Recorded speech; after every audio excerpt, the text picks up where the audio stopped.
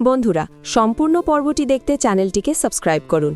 একদিকে ছাদনাতলায় ভাঙা বিয়ের হাহাকার আর অন্যদিকে সদর দরজায় কাল বৈশাখীর মতো নন্দিনীর প্রবেশ। গাঙ্গুলি বাড়ির ড্রয়িং রুমে পা রাখতেই কেন থমকে গেল সবার নিঃশ্বাস? নন্দিনীকে দেখে কেন ইন্দ্রাণী দেবীর রক্তহীন হয়ে গেল? তবে কি এই রহস্যময়ী মেয়েটির হাতেই রয়েছে এই বাড়ির ধ্বংসের চাবিকাঠি? নন্দিনীর আসল পরিচয় জানতে আজকের ভিডিওটি এক মুহূর্তের জন্য মিস করবেন না।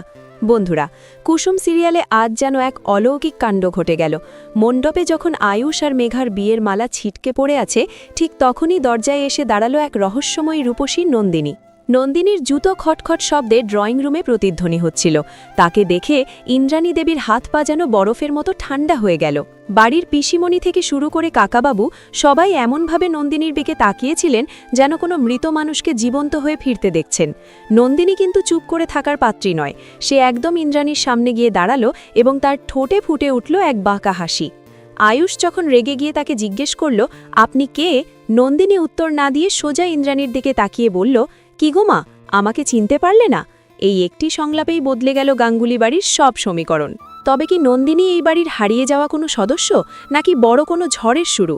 নন্দিনী হয়তো আজই এই বাড়িতে নিজের ঘর দাবি করবে।